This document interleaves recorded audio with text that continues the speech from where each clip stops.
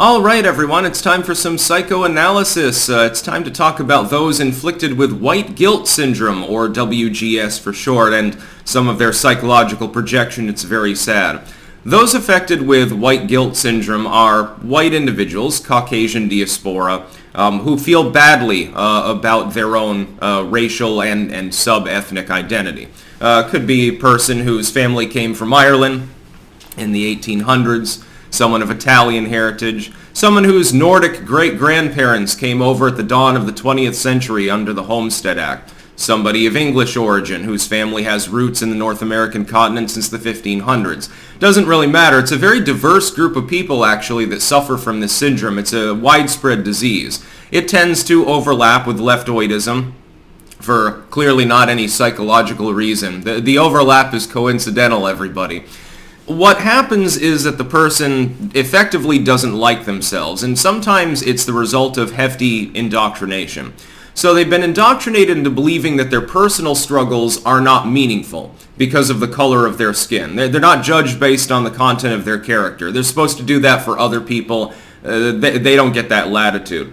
They can't conceive of their problems and their struggles in life, whatever those happen to be. They may be poor. They may be in the upper crust. They may have depression. They may live under crushing poverty, whatever. They don't see those struggles as meaningful.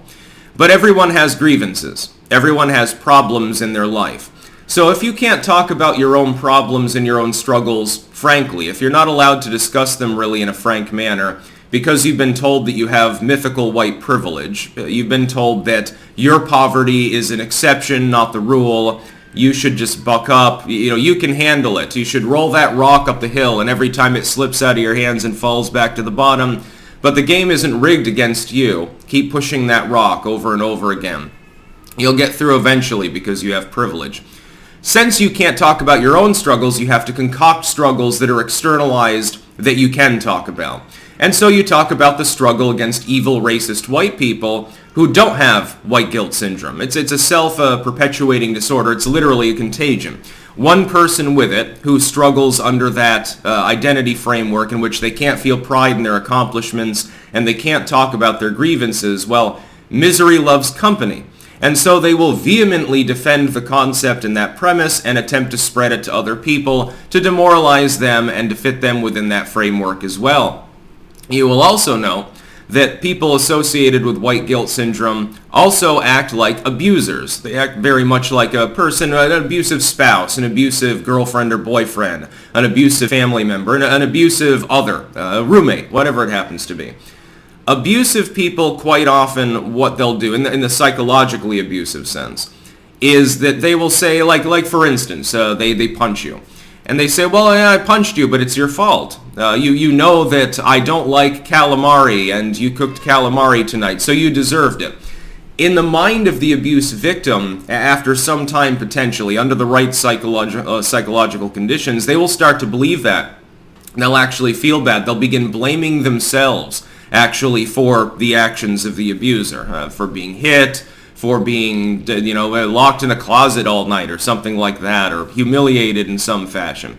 They will actually begin to believe that nonsense. Well, this is what people with white guilt syndrome do too when they invented the myth of white fragility.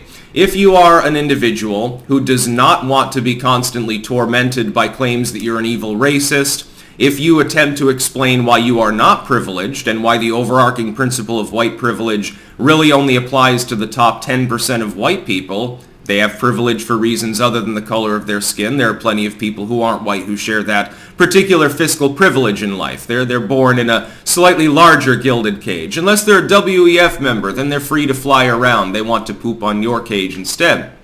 But try explaining to someone who's afflicted with white guilt syndrome that white privilege does not actually exist in any general manner, that you have your own grievances, that the grievances are legitimate, that you have good things about you, that those do not stem from the fact that you were born with white skin or that your family came over from Europe or something, but rather because of your own individual fortitude. The problem is the person with white guilt syndrome has been made to believe that individuality, number one, is not meaningful, at least in that context, and number two, their own individuality thereby is fractured. And so they seek again to export their own fracturedness to other people. This is simple psychology. It's a mix of projection and abuse victim mentality that these people are operating from. The abusee becomes the abuser. Again, they've been demoralized and told that their own self, that there's something wrong with them because they have the wrong skin color, so, they ain't right.